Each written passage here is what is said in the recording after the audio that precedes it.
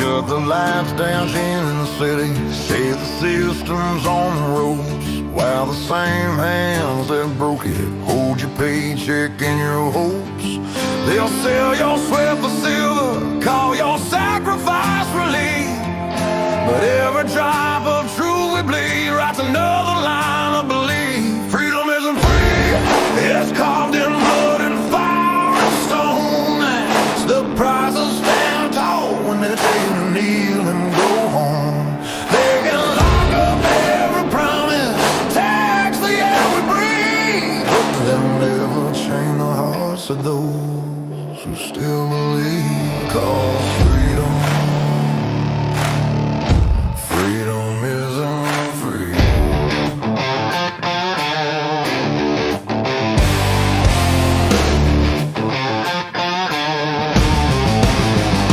They preach peace from marble towers while they fence off your front yard.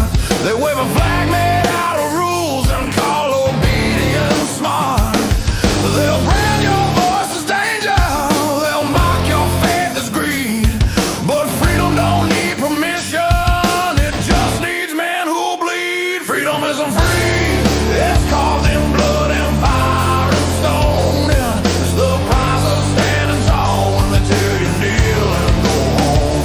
They can lock up every promise, tax the air we breathe, but they'll never change the hearts of those who still believe. Cause freedom isn't free.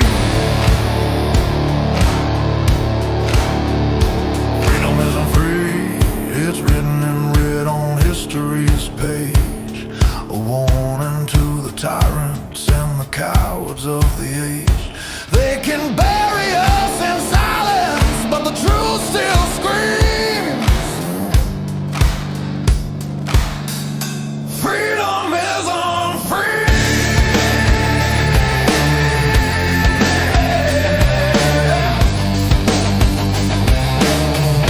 Freedom isn't free.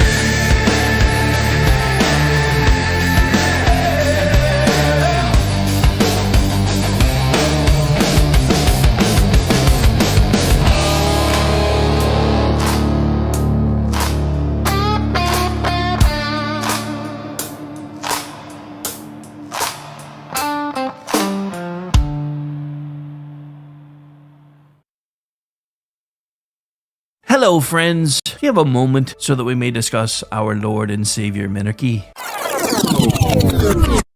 No, seriously, I'm just kidding. Hi, my name's Rick Robinson. I am the general manager of KLRNradio.com. We are probably the largest independent podcast network that you've never heard of. We have a little bit of everything, and by that, what I mean to tell you is we have news, pop culture, special events, conspiratainment, true crime, mental health shows, drama productions, and pretty much everything in between. So if you're looking for a new podcast home to grab a little bit of everything that you love all in one place, come check us out. You can find us on X under @KLRNradio. You can find us on our Rumble and our YouTube channels under the same names. You can also find us at KLRNradio.com and pretty much every podcast catcher known to man. So again, feel free to come check us out anytime you like at KLRNradio.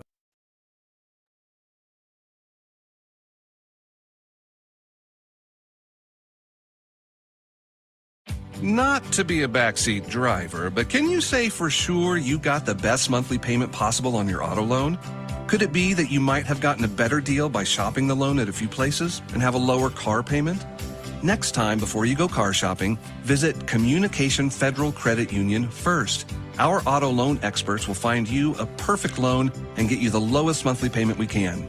Communication Federal, your auto loan experts. Restrictions apply. Federally insured by NCUA. Hi, everyone. This is JJ, the co-founder of Good Pods. If you haven't heard of it yet, Good Pods is like Goodreads or Instagram, but for podcasts. It's new, it's social, it's different, and it's growing really fast. There are more than 2 million podcasts, and we know that it is impossible to figure out what to listen to. On Good Pods, you follow your friends and podcasters to see what they like. That is the #1 way to discover new shows and episodes.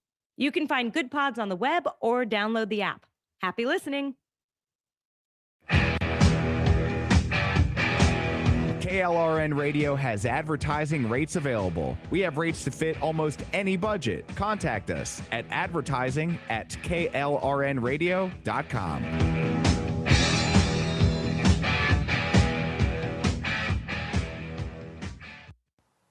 The following program contains coarse language and adult themes. Listener discretion is advised. America's on the rails. What we're trying to change tonight.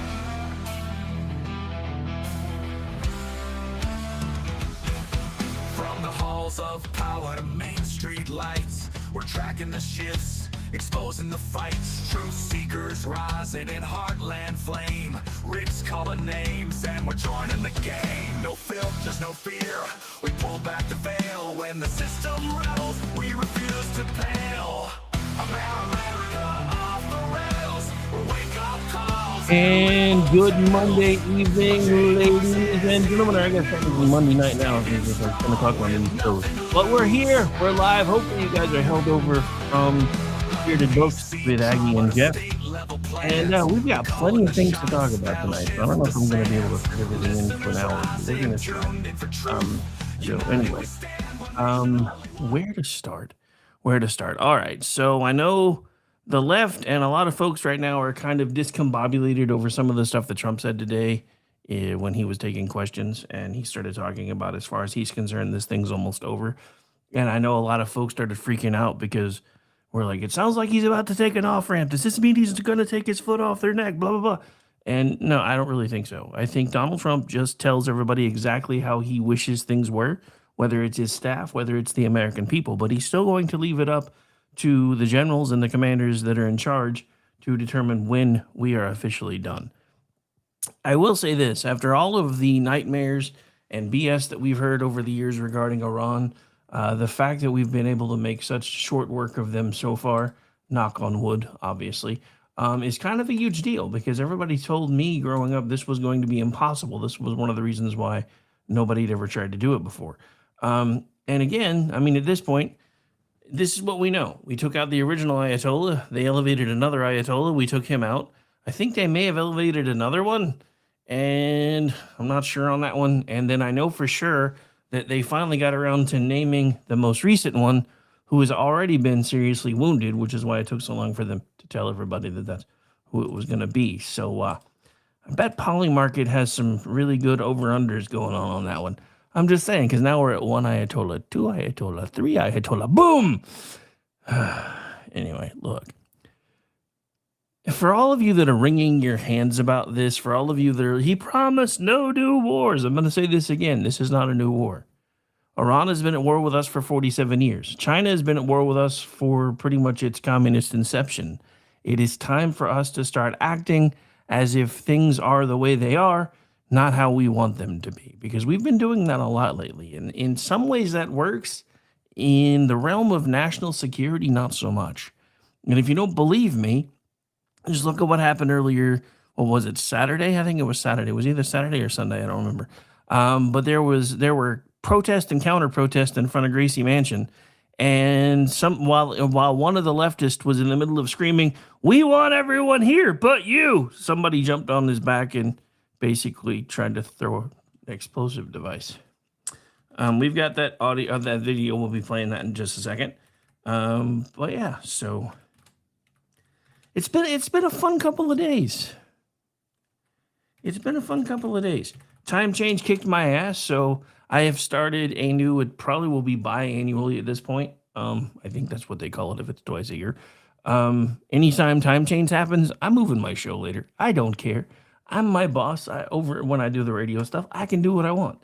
So yeah, so I decided today we were going to do a later than average Rick Robinson show because I didn't feel like getting up on time. So there's that. So anyway, so let's take a look at the news feeds real quick. So we got to talk about this one because there are lots of leftists that are really pissed off at this dude right now. I want to give him a standing ovation. So this is from Joseph, looks like Chalfant from Town Hall. I don't think I've read anything from him before, so I'm going to have to make sure I'm following him. Republican Congress critter Andy Ogles, Tennessee District Number 5, has pushed the buttons of most of the rabid leftists and Democrats after he introduced a bill to codify President Donald Trump's ban on immigration from a number of Muslim-majority countries. One post managed to gain over 20,000 likes and 6 million views, and it was this one. Muslims don't belong in American society. Pluralism is a lie. And of course, this sent everyone over the edge. And he went on to say something that I've been saying now for a while. America and Islam are incompatible because it's the truth. The next one, fact check true. The burqas and the hijabs have no place in this country. Let's make America look like America again. That's again Rev. Andy Ogles. Congress must pass my Muslim ban today. Well, sorry, sir. It looks like Trump isn't planning on signing anything until you guys finish with the Save America Act. But, you know, and again, none of them belong here. That's, again, Rep. Andy Ogles. Ogles, a Christian, also issued a slew of tweets targeting the Islamification of the United States, came after numerous Islamic-inspired terror attacks swept over the country just days after the launch of Operation Epic Fury in Iran. Democrats responded to Ogles by calling the congressman a malignant clown, pathological liar, and an Islamophobe, and called on the GOP to denounce Ogles for his fiery statements. Ogles responded to the chattering from Democrats by bringing to light their shutdown of the Department of Homeland Security, which is, again, I said this on the show today, bombs are currently falling. Whatever your political position is, whatever you feel should be going on with this war, especially if you are a member of the political folks, you know, the folks that are supposed to be serving us, the ones that we call leadership all the time, and even I do it and before I catch myself, which is why you heard that pause, because I'm done calling these people our leaders. They're not our leaders. They're not supposed to be. We're supposed to be in charge of them. And the simple fact of the matter is there are a great number of us that have been saying since 1980 that this needed to be dealt with and needs to be dealt with now, quick, fast, and in a hurry. One of the things that I loved reading today, and I don't remember who put it out, was somebody who pointed out that under Jimmy Carter's tenure, he was the only president that didn't drop bombs on another country. Ironically enough, it was him refusing to do it when he should have done it that has made pretty much every other president since him actually do that. Because Democrats are retarded. I'm sorry, does the truth hurt? I'm sorry. Not really, because I apologize for nothing. Because it's the truth. Look, you guys, I don't get it with you guys. You guys are the ones that always think the alligator's going to eat you last. Or what you're hoping is the alligator won't eat you at all. But you're still going to wind up in the same place as everybody else. You're just going to get there slower. And I hope you're okay with that. Because by embracing Islam in the way that you have, and denouncing Christianity and Judaism, by the way, at the same time, which I find absolutely hilarious, because you guys are the first ones to stand up for Islamists when somebody talks trash about them.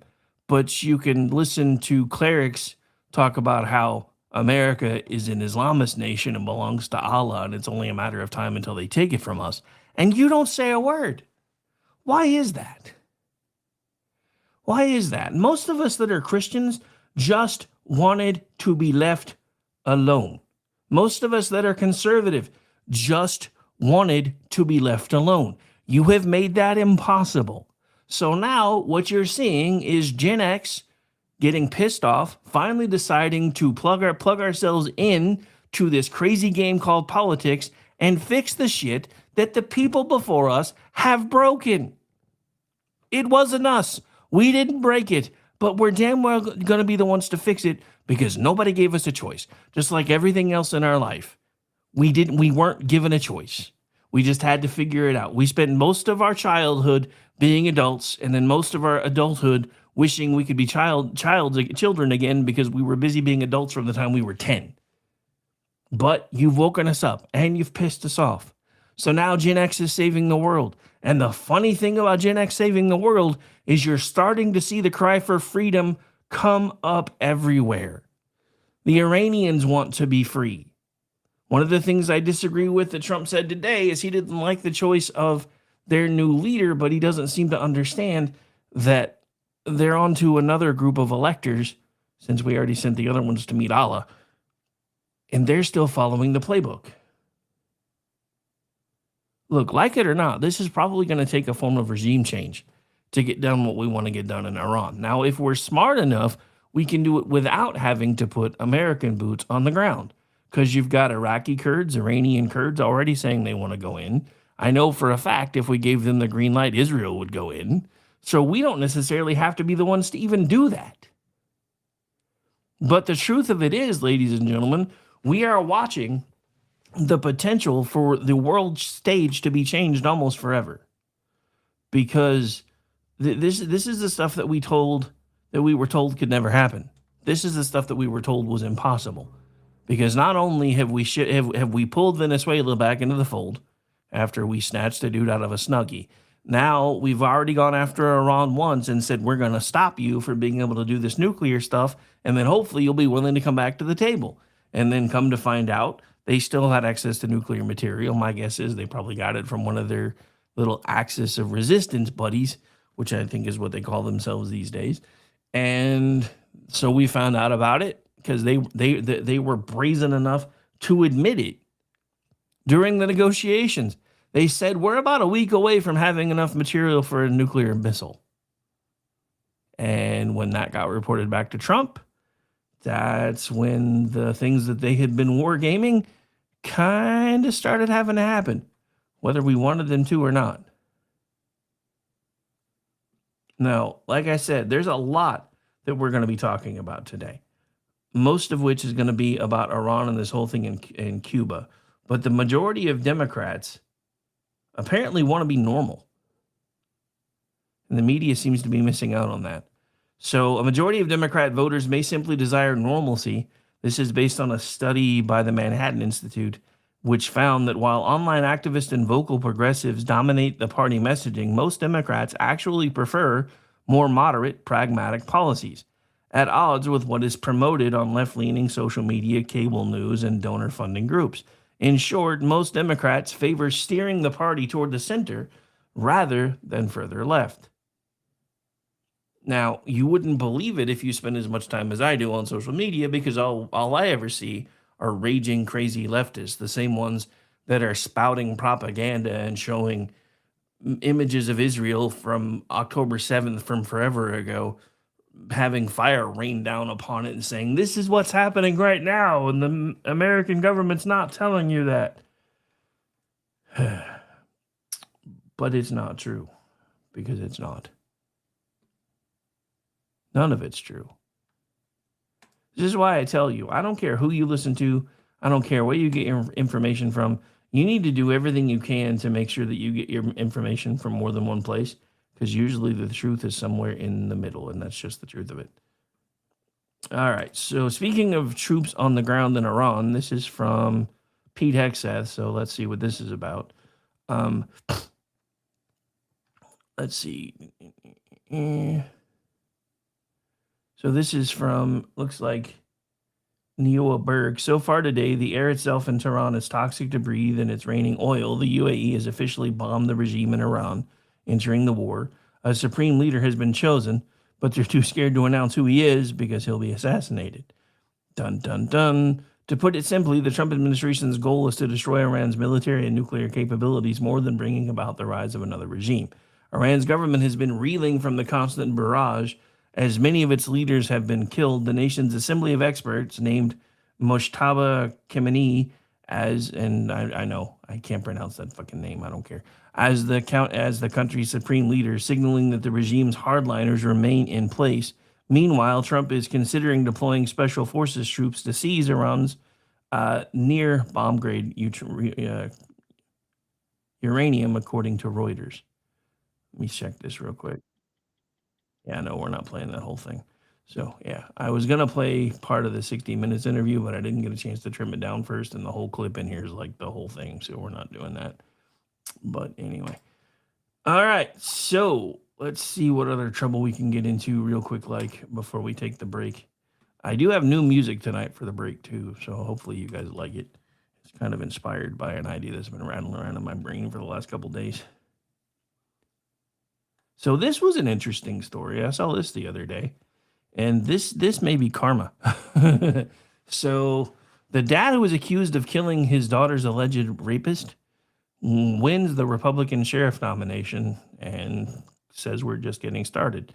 An Arkansas father who's facing second-degree murder charges for allegedly killing his teen daughter's suspected sexual abuser has won the Republican nomination for county sheriff. Blaze News reported this in October of 2024. Aaron Spencer woke up to find his 14-year-old daughter missing from the family's home. Police were notified about the missing girl. Spencer got in his vehicle to try to track down his missing daughter and spotted a white Ford truck on the highway owned by Michael Fosler, the 67-year-old man accused of raping Spencer's daughter. At 67, wouldn't it?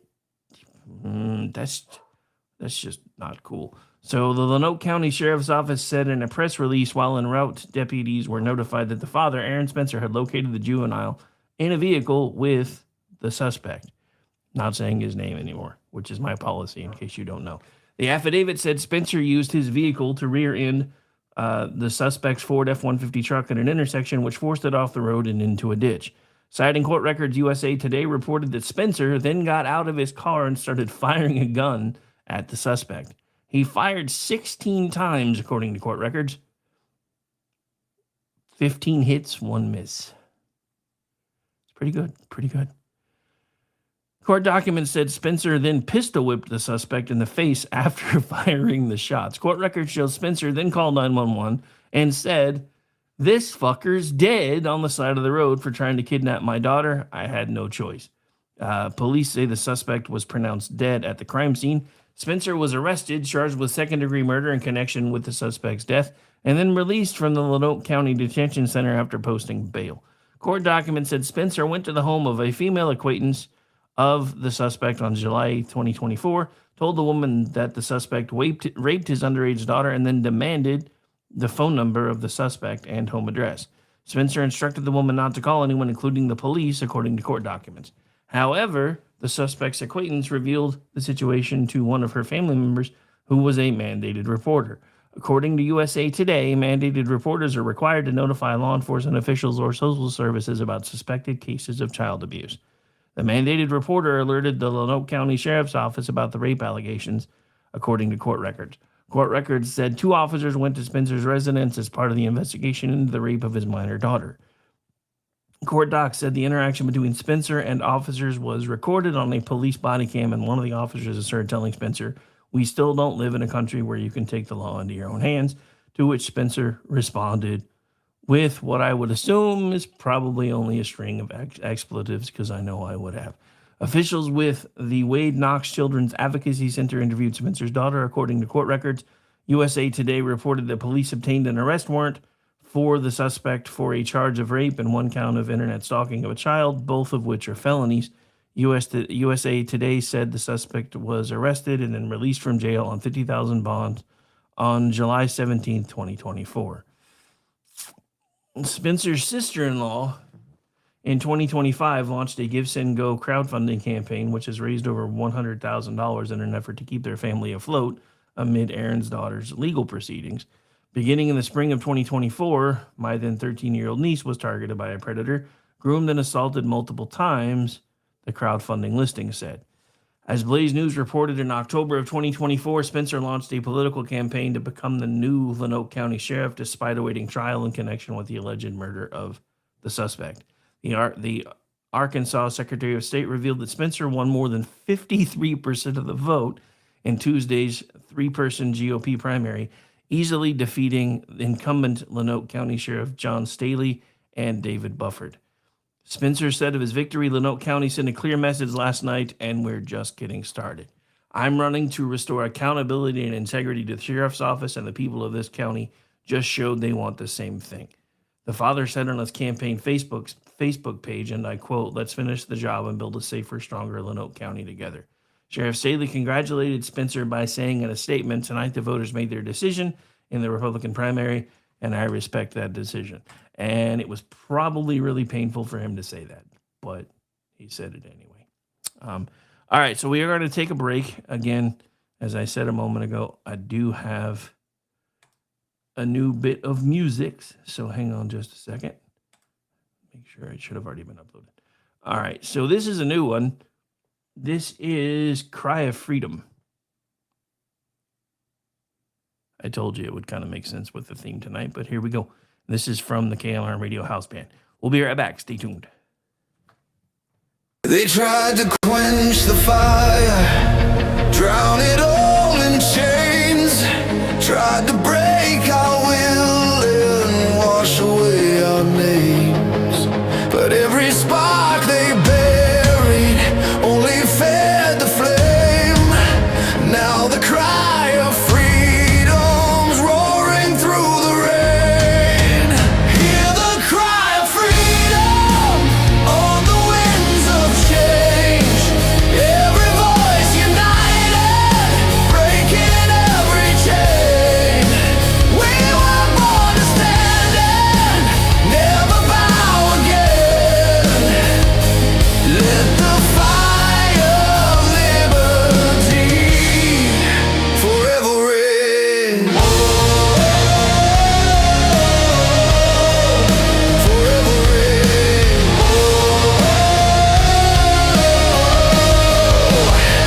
Now the walls are shaking from the battle cry. Truth is rising to the sky. Every soul that ever felt the weight of chains feels the fire of freedom in their veins. No more chains, no more lies. Hear the thunder as we rise. Freedom's call won't be denied. Now the fire burns worldwide. Hear the cry of freedom on the winds of change. Every voice united, breaking every chain. We were born to stand and never bow again. Let the fire of liberty forever reign. Let the fire of liberty forever reign.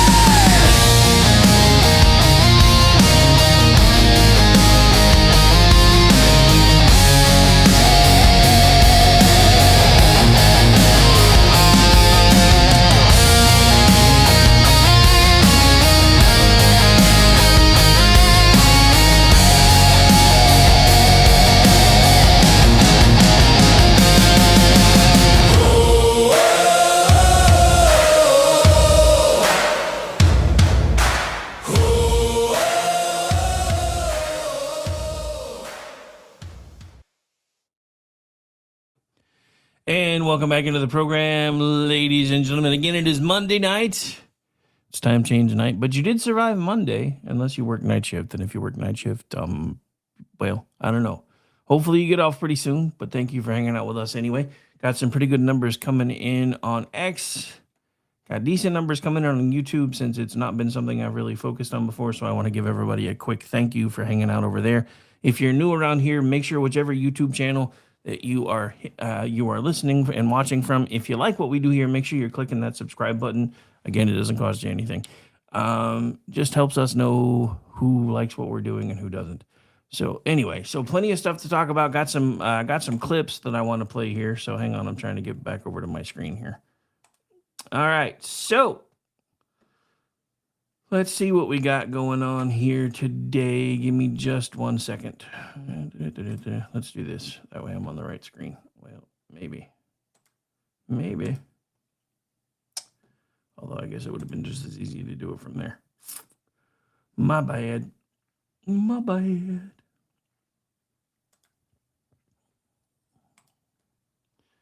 All right, let me make sure that loads, and then I'll get back over here till I'm done playing with it. Giggity. I know, that was terrible. I didn't think about it till after I said it. It's not my fault, man. It's not my fault. I mean, it kind of is because I'm the one that said it, but still. Shush. All right, let's see.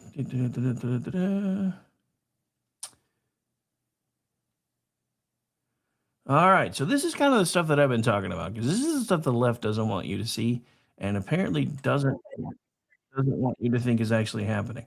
Now this is subtitled, and I apologize for that, but we're still going to play it anyway. But I will try to make it as large on the screen as I can here in just a second.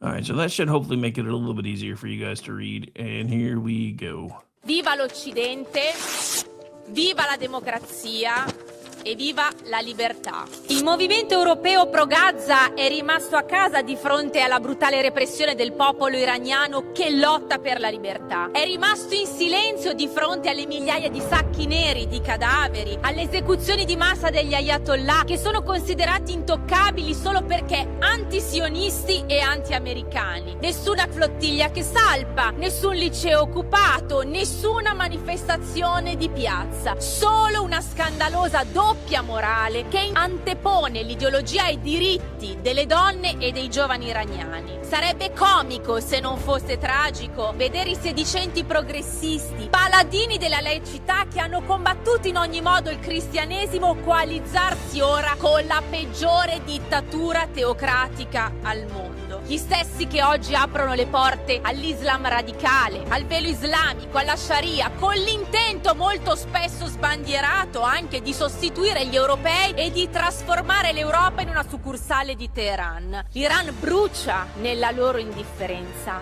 ma non nella nostra. Viva l'Occidente, viva la democrazia e viva la libertà.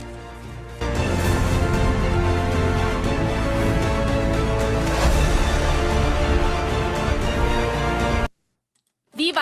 All right, so for those of you who couldn't read it, I'm going to paraphrase it a little bit because she's basically saying everything that I've been saying. The same people that keep claiming that we are a secular democracy are lining up and putting themselves in bed with people that want them dead, that want to chop their heads off just for the fun of chopping their heads off, all because they're not the right people. I don't know if that used to, I don't know, for some reason that seemed larger before. I know, giggity. Let me see if I can, nope, that didn't fix it either. Huh, that's weird. All right, so let me put this on the screen. Thank you, BZ, for popping into the chat and speaking to me today. So Islam must be destroyed or they will destroy us. There is no middle ground. And you are absolutely right. And this is why I have been watching the left have a total meltdown over a certain Congress critter today who basically told them exactly how the cow ate the cabbage when it comes to this thing we call Islam. And I've enjoyed every minute of it. Another thing that I think everybody needs to get ready for is Trump is revoking Biden's executive privilege. So all of the stuff that we wanted to know about Biden's health and everything else is about to be made public. So yeah, there's about to be so many different reasons for popcorn.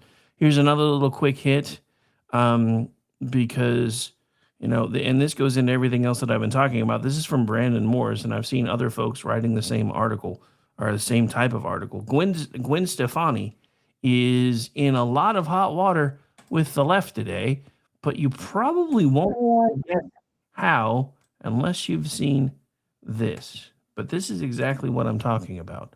Why is this bad, but Islam is good?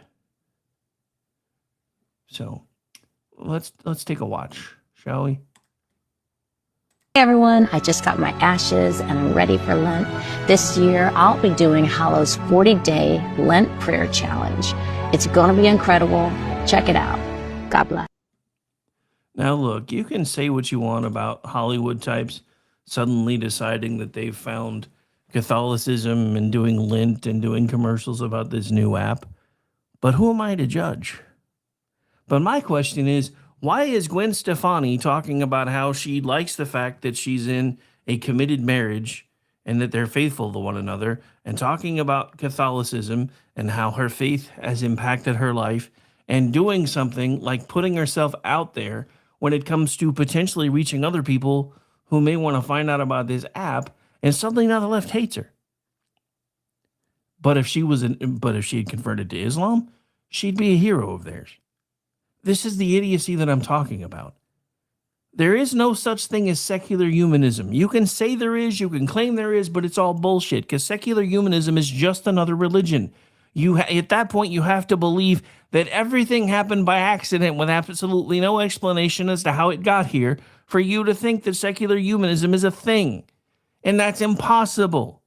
So the idea that we can, in the same space, have two completely conflicting ideologies, in this case, three conflicting ideologies, because now they seem to be giving way from secular humanism and at least tacitly supporting Islam because of how much they hate Christians, because Christians up until the last few years have been telling them, hey, we love you, but you can't do these things.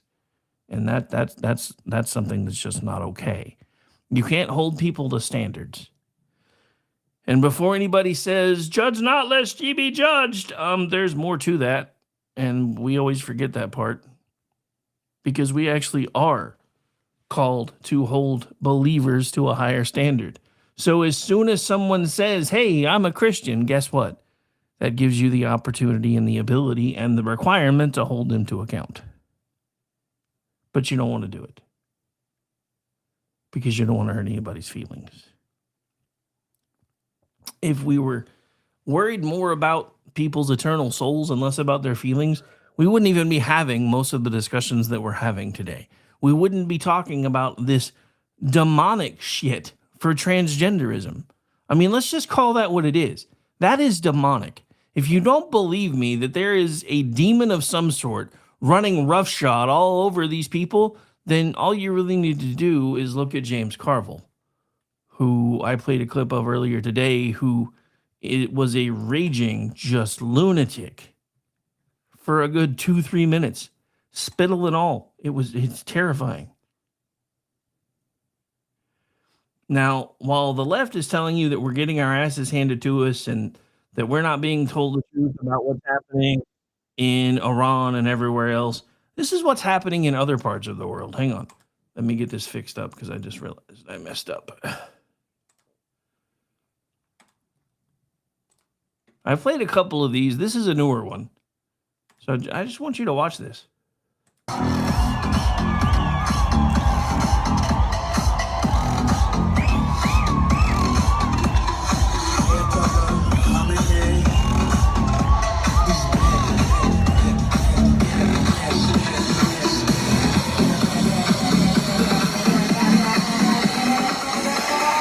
Iran's former supreme leader.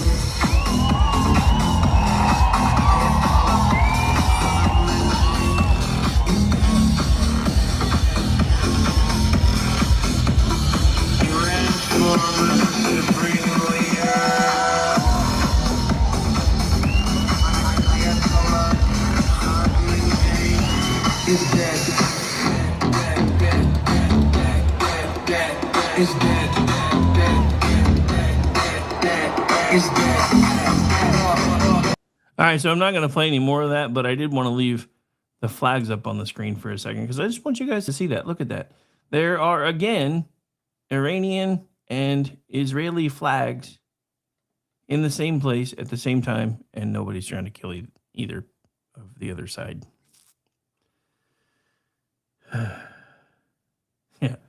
Yeah, unfortunately, the left has a lot of people just constantly living in their feelings, which is why most of us have had to figure out how to make ours less accessible, because otherwise we would fall into the same kind of BS. But anyway, so hang on. Let's see what other trouble we can get into real quick.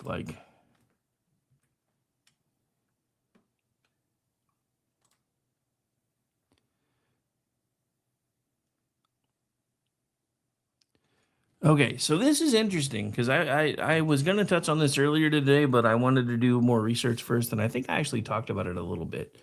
But Senator Chucky Schumer has been screaming and yelling about how, because of oil prices getting out of control as far as he's concerned, that it's time to tap the strategic reserves. But the same guy who says we should be doing that now stopped us from filling the the strategic oil reserves when they were really cheap. So anyway, so the top Senate Democrat wants President Donald Trump to tap the national oil stockpile as fuel prices skyrocket. 40 cents is not a skyrocket. You guys have got, and this is from Red State. This is part of what's pissing me off. Now, I think this may be a quote from another article, I think. But I don't like that word choice. This isn't a skyrocket. It's just not. Anyway, sorry. Senate Minority Leader Chuck Schumer, Democrat, New York, called on Trump to unleash reserve barrels of oil from America's Strategic Petroleum Reserve as oil prices spike amid the ongoing conflict in the Middle East. Schumer argued in a statement that the reserve exists for moments exactly like this, except that's not true. So, exactly like this, Senator? Because, during a conflict that's well on its way to being won, Iran has lost pretty much all of their aircraft. Their Navy is currently being captained by Davy Jones. Its former Supreme Leader 1 and 2, who is now pancaked, and the new Supreme Leader is walking around with a laser designator dot on his forehead. The Israeli Air Force, along with the United States Air Force and naval aviators, have been solving this problem with the suitable application of high explosives, and Iran can't hold out too much longer. The only way that regime stays in power is if we let it stay in power. But here's the rub.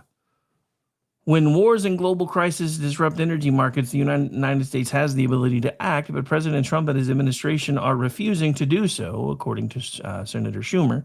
Trump should release oil from the SPR now to stabilize markets, bring prices down, and stop the price shock that American families are already feeling thanks to this reckless war. During his first term, Trump wanted to use about $3 billion from a colossal COVID-19 stimulus package making its way through Congress to fill the reserve, but the move was promptly rejected by Schumer and congressional Democrats who panned it as a bailout for the oil industry. The price per barrel at the time was roughly $29 per barrel, according to WTI crude oil. Now oil has eclipsed $110 per barrel over the weekend for the first time since 2022. The bright side is the bottom fell out of it today, and it was closing at around 89 earlier today. So while releasing oil from the SPR has never had a big effect on gas prices at the pump, it's also worth noting that Senator Schumer, and indeed Democrats in general, have opposed domestic development of petroleum at every opportunity. And as noted, Democrats refused to approve filling the SPR up when we could have done so with the price being less than a third of what it is now. Because there's never been a position that a Democrat's not a hypocrite on. I'm just saying. Now, that holds true for some Republicans as well, but it's really true for Democrats 9 times out of 10.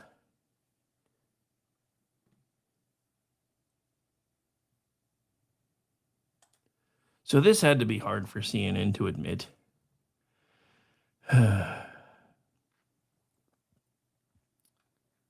So according to CNN, veterans, the ones that have actually served, overwhelmingly support Operation Epic Fury, which probably made CNN want to cry. But here we are anyway, because that's the truth of it. The people that understand what it is that we're doing and why we're doing it don't have a problem with what we're doing. They're going to have a problem with it if we don't finish, which is why some of what Trump said to me today or on screen today gave me pause until somebody reminded me that he's basically just telling everybody what he hopes happens, not what is actually going to happen.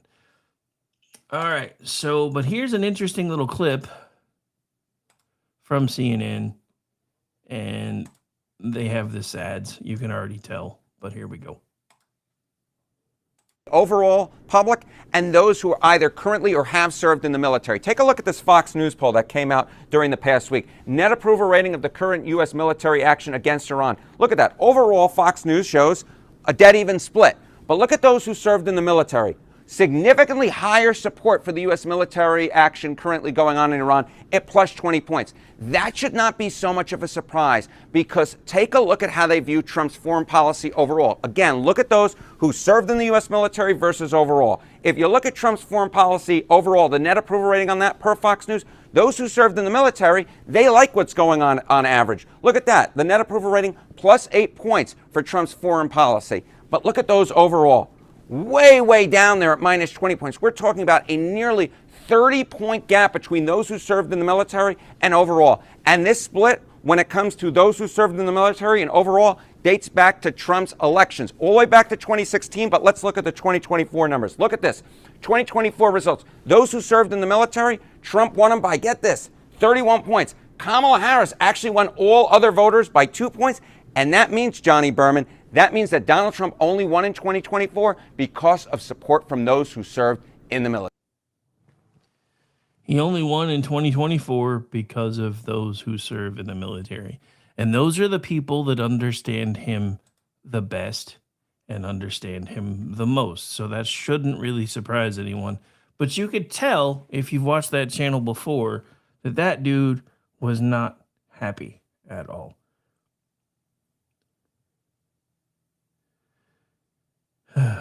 Anyway, and we have a YouTube troll who I'm just going to ignore because we're almost done with the show anyway, so whatever. Let me guess. You trust CNN, otherwise known as the Communist News Network. All right, so here's a little interesting one on the way out the door. So apparently Trump's DOJ has reached an agreement with Ticketmaster to lower prices, but some states are already saying no. The U.S. Department of, The U.S. Department of Justice said it had reached a tentative deal in the antitrust lawsuit against Ticketmaster and Live Nation Entertainment on Monday.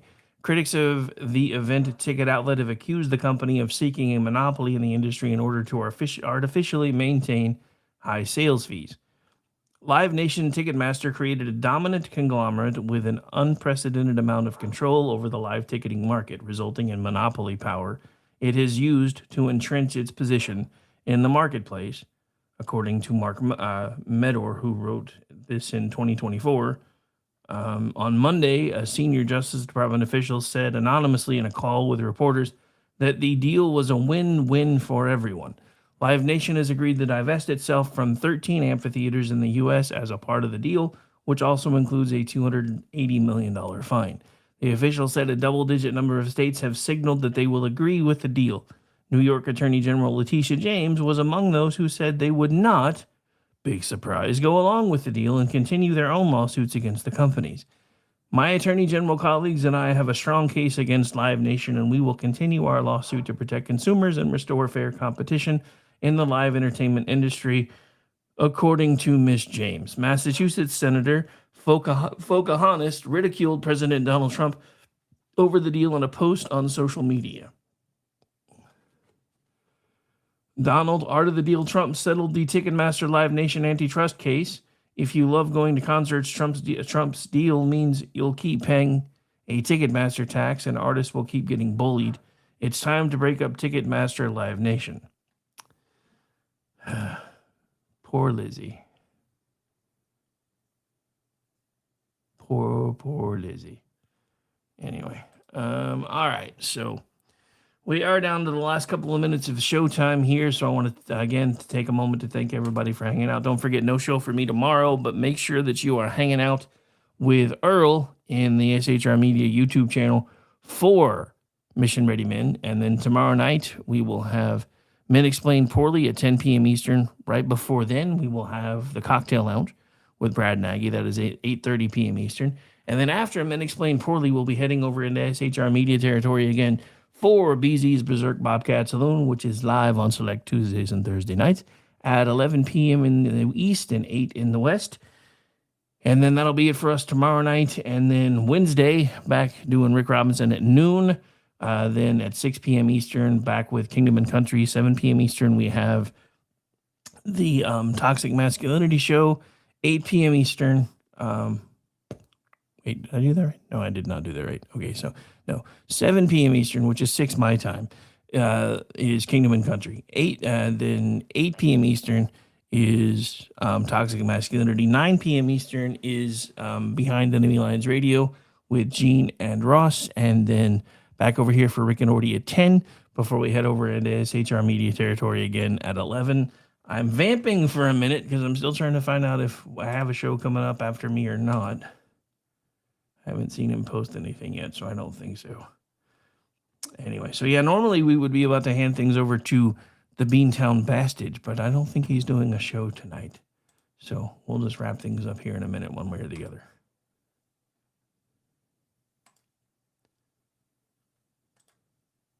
So it looks like President Trump is going ahead with his plan to try to reopen the Strait of Hormuz, but he's using some rather colorful language. President Donald Trump has issued a warning to the Islamic Republic of Iran, stating that death, fire, and fury will rain upon the Persian state should they interfere with the transportation of oil through the Strait of Hormuz, a vital sea trade route. Looks like Pete Hegseth reposted a post of the president's from Truth Social. If Iran does anything that stops the flow of oil within the Strait of Hormuz, they will be hit by the United States of America 20 times harder than they have been hit thus far. Additionally, we will take out easily destroyable targets that will make it virtually impossible for Iran to ever build back as a nation again. Death, fire, and fury will rain upon them, but I hope and pray that it does not happen.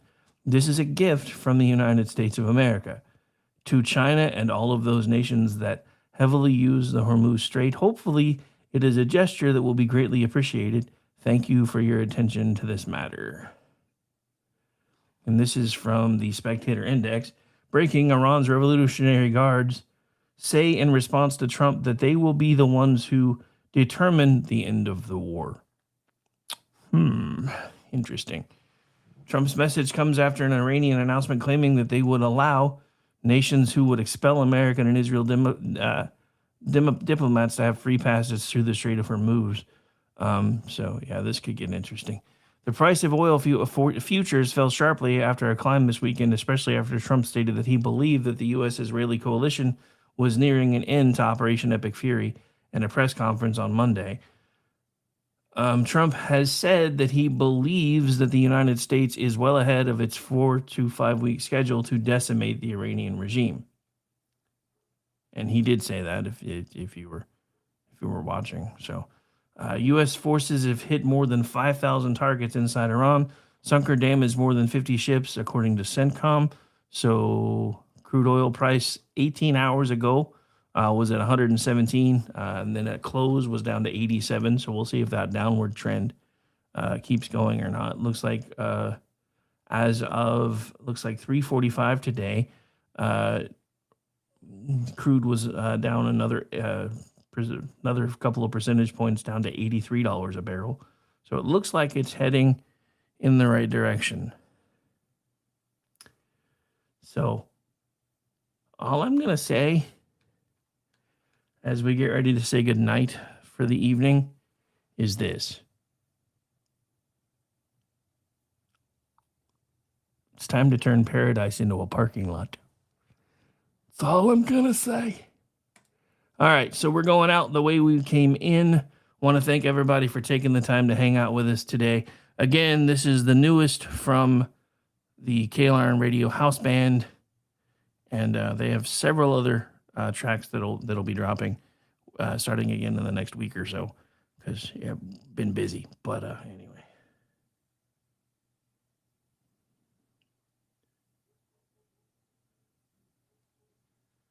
All right, here we go. Want to thank everybody for hanging out, and this is the end of the show for the night. But in case you weren't here for it, here's, again, the newest from the KLR Radio House Band. We'll see everybody tomorrow night. Bye. They tried to quench the fire, drown it all in chains, tried to break our will and wash away our names. But every spark they buried only fed the flame. Now the cry of freedom